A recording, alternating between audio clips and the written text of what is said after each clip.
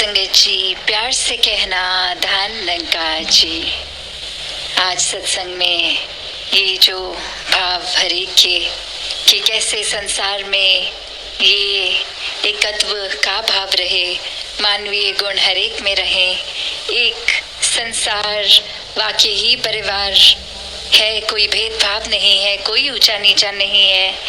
एक दिलों से दिलों तक का आदर सत्कार प्यार, एक भाव जो इंसानियत के लक्षण है वो एक साबित करते हैं कि वाकई ही सिर्फ एक इंसान के शरीर में नहीं है मनुष्य, वाकई ही इंसान है, ये इंसानियत है।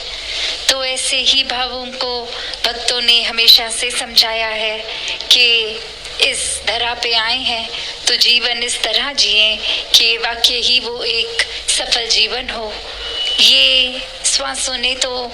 एक दिन खत्म हो जाना है, पर बात वो है कि ये सांस चलते चलते इस जीवन का क्या कर रहे हैं, कैसे एक समय जो मिला है क्या उसका सदुपयोग हो रहा है या दुरुपयोग हो रहा है। ये जो सोच कि क्या हम वाकई ही अंदर बाहर से एक हैं या फिर कोई दिखावा है मन में कि किसी के सामने कुछ और बनना है जिससे हमारा कोई फायदा हो जाए, और उनके पीठ पीछे हम अलग ही इंसान हैं, हमारा किरदार ही कुछ और है। तो बात यहाँ अंदर से किरदारों को निखारने की हो रही है।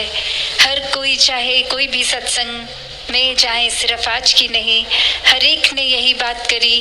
कि इस जीवन में अपना असली लक्ष्य ये परमात्मा के साथ अपनी आत्मा का मिलन करवा लो, और ये जीते जी ही संभव है। और वो मौका हर समय होता है, आज भी है, जहाँ ये परमात्मा को जाना जा सकता है। और कैसे फिर जीते जी इस संसार में वाकई ही एक भक्ति हर समय की करी जा सकती है। फिर मनों में नफरतें नहीं तो इंसान की हालत तो ये भी है, जैसे एक शायर ने बखूबी लिखा है, जुबान पे मिठास है सबकी, दिल में जहर उतारे बैठे हैं।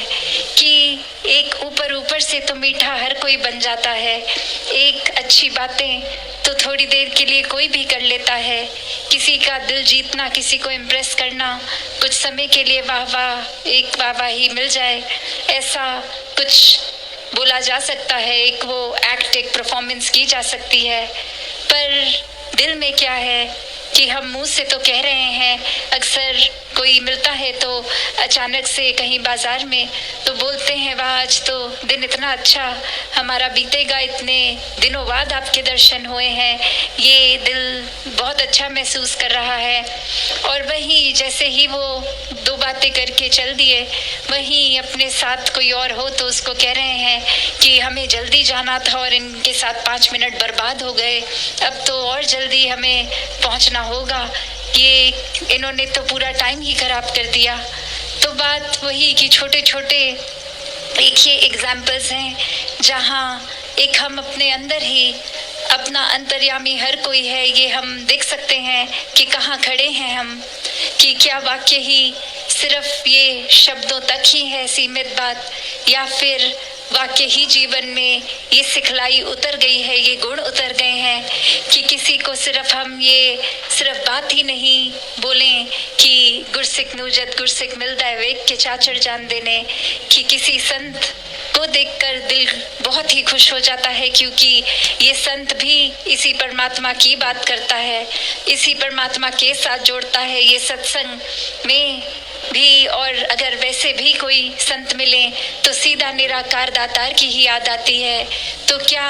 ये वाकई ही हम महसूस कर रहे हैं, या एक किसी को देखते ही उनकी ये जजमेंट्स उनके लिए दिमाग में घूम रही हैं कि ये इंसान तो ऐसे हैं, ये तो ऐसा करते हैं, ऐसा बोलते हैं, इनके शब्द इनके जीवन से नहीं उतरते, हमें ये पसंद नहीं है, और मुंह पे उनको वैसा ही आदर सत्कार दे रहे हैं और पीठ पीछे उनकी ये मन इज्जत नहीं कर रहा। तो हम खुद ही देख लें हम कहाँ खड़े हैं, कि ये सिर्फ बात तक ही न रह जाए कि ये संत मिले हैं तो एक भरपूर खुशी हुई है, वो वाकई ही खुशी मिले एक ऐसा हमारी अवस्था को होना है। ये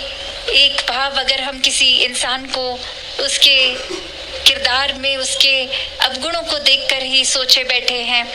तो इंसान का चेहरा आते ही वो सारी कमियां, वो सारे गलत भाव ही आएंगे।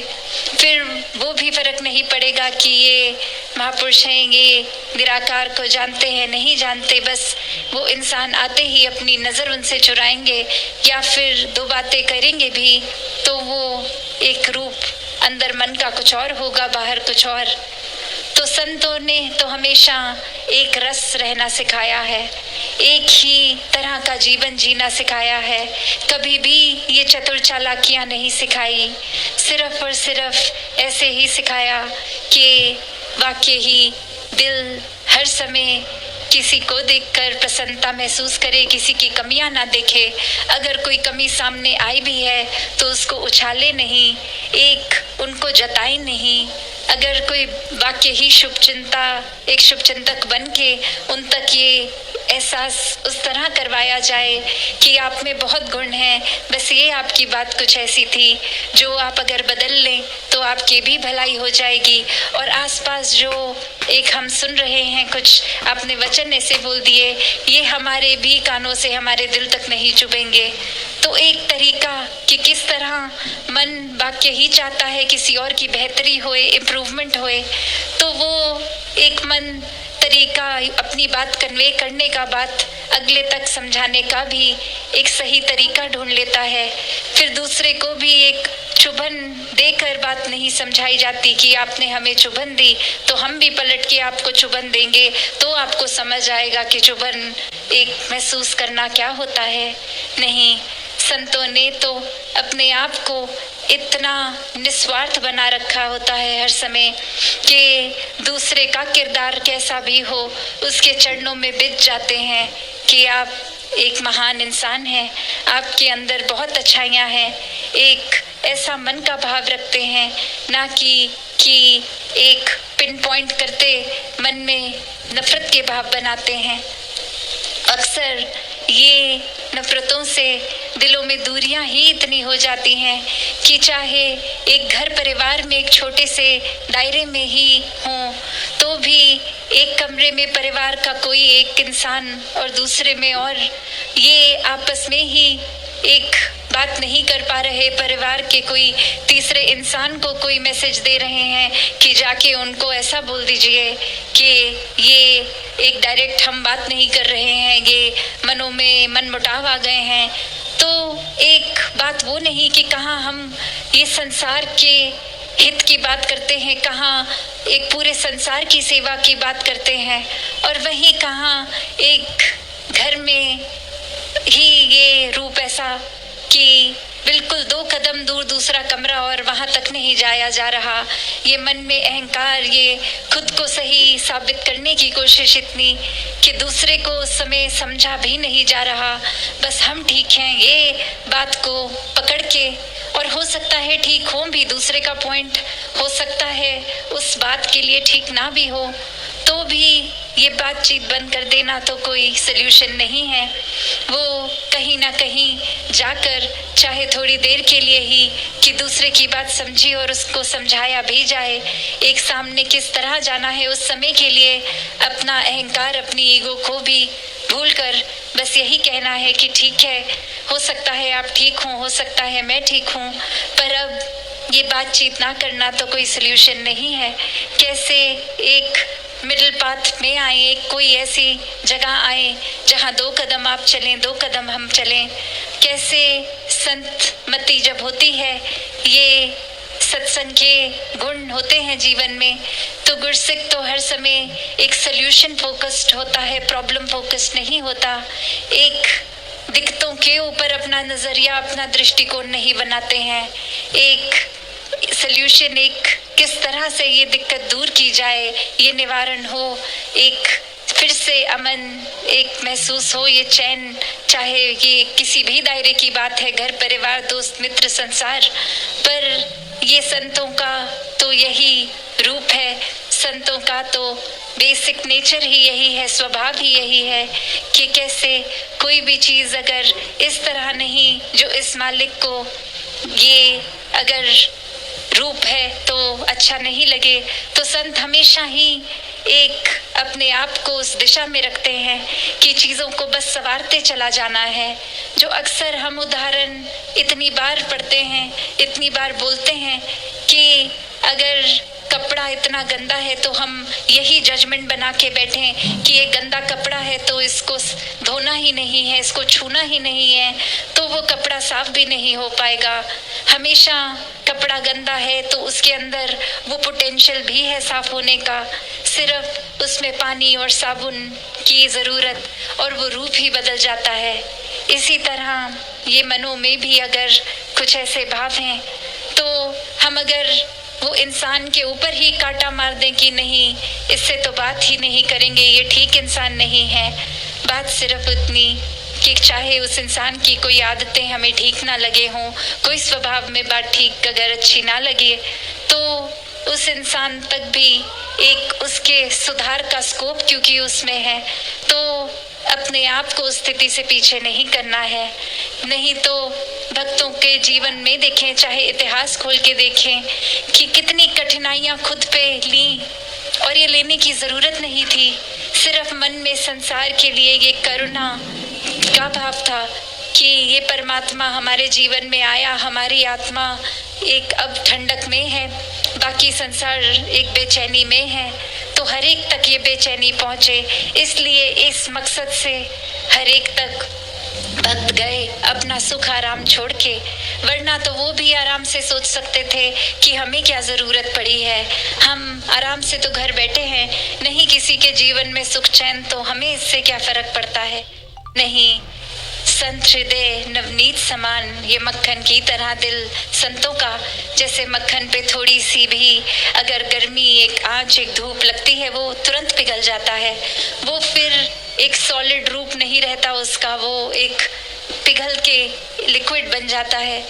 तो वही बात है कि संतों का दिल भी फिर ऐसा ही है, संतों ने भी अपने दिल में हर एक के लिए उनके उद्धार के भाव रखे हैं कि हर कोई प्रोग्रेस करे, हर कोई सफल हो, किसी की भी कोई कठिनाई बेचैनी है तो हम चाहे कोई भी कठिनाई खुद अपने ऊपर ले लें पर उनको आराम दें। तो बात वही कि संत हमेशा they go out of the way, उसी तरह एक अपने रास्ते से भी अगर दूर जाके वो किसी को आराम पहुंचाने की बात है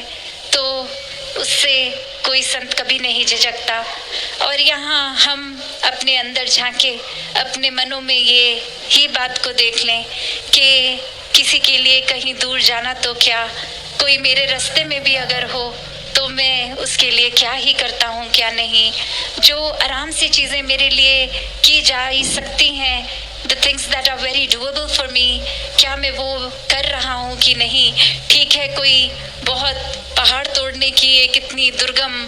एक स्थिति को नहीं कह रहे करने को, पर क्या किसी को अगर मैं देख रहा हूँ कि रास्ते में कोई केले का छिलका है जो मैंने तो देख लिया और मैं साइड होके चला गया, क्या मैं उसको उठा के कचरे में तो डाल रहा हूँ कि अगर किसी की नज़र ना पड़े तो वो फिसल के गिर सकते हैं, उनको चोट लग सकती है। क्या ऐसी छोटी छोटी चीज़ें हम जो आराम से कर सकते हैं वो क्या मन के भाव हैं कि नहीं, या फिर कि नहीं हमें जल्दी है, हमने देख लिया तो ये खुद ही अज्यूम कर लिया, सोच लिया कि हर कोई अब इसको देख ही लेगा। नहीं, एक संतों ने तो एक मार्ग उनका चाहे कितना भी कांटों से भरा है वो कांटे चुनते हैं ताकि पीछे अगर कोई आए तो उनको वो कांटों की चुभन ना हो। तो बात यही कि ये कोई एक फिजिकल कांटे की बात ही नहीं, सिर्फ ये मनों की बात है कि किस तरह अगर हम अक्सर खुद भी उस पोजीशन में होते हैं कि दो व्यक्ति अगर बात कर रहे हैं और कमरे में हम वो तीसरे इंसान हैं और दिख रहा है साफ कि एक का पॉइंट ऑफ व्यू, एक का नज़रिया दूसरे से मेल नहीं कर रहा, तो वहाँ हमारा क्या योगदान है। क्या हम उस एक जो चिंगारी सी महसूस हो रही है दोनों के बीच में, वो उस आग में तेल डालने का काम कर रहे हैं या वो आग बुझा रहे हैं हम क्या बीच में वो अगर दोनों ही गुस्से में हो रहे हैं, उनको शांत करके एक न्यूट्रल नज़रिया रख दें कि आप दोनों ठीक कह रहे हैं, पर 2 मिनट 1 सेकेंड पानी पी लीजिए, एक ठंडे हो जाएं, फिर ये कॉन्वर्सेशन को कंटिन्यू करते हैं और उसी के दौरान खुद हम वो बात को उस तरह नेविगेट कर दें कि दोनों को एक दूसरे का पॉइंट ऑफ व्यू समझा दें कि इनका कहने का भाव ये नहीं था, चाहे शब्द इन्होंने ज़रूर ये इस्तेमाल कर लिया, पर ये कहना ये चाह रहे थे। तो बात यही कि जहाँ पे भी हम जिस तरह भी एक योगदान दे सकें, एक चीज़ों को बेहतर कर सकें, और अक्सर यही होता है क्योंकि हम अपने ही एक आज भी जैसे सत्संग में वो जिक्र हो रहा था कि ये गलत फहमियों की बात आती है, ये नियत तो ठीक ही है और दोनों तरफ ठीक है, बस ये अगर गलत फहमी है तो वो अगर हम उस पोजीशन में हैं जहाँ किसी के लिए वो कंट्रीब्यूट खुद से करके कोई न्योता नहीं देगा हमें कि आए और ठीक कर दें, वो उतनी चेतनता हमें कि हमारी नज़र के सामने कुछ हो रहा है तो हम क्या आंख बंद करके ये होने दें तो ठीक रहेगा, या कोई एक्शन लें इस समय वो ठीक रहेगा। तो बात वही कि भक्त, ये संत बहुत चेतन होते हैं, किस समय क्या करना है, क्या ज़रूरत है, वो नीड ऑफ द आवर क्या है, उसको हमेशा करते हैं और सही चीज़ करते हैं। ऐसी ही चेतनता ब्रह्म ज्ञान के साथ हम सब में भी है।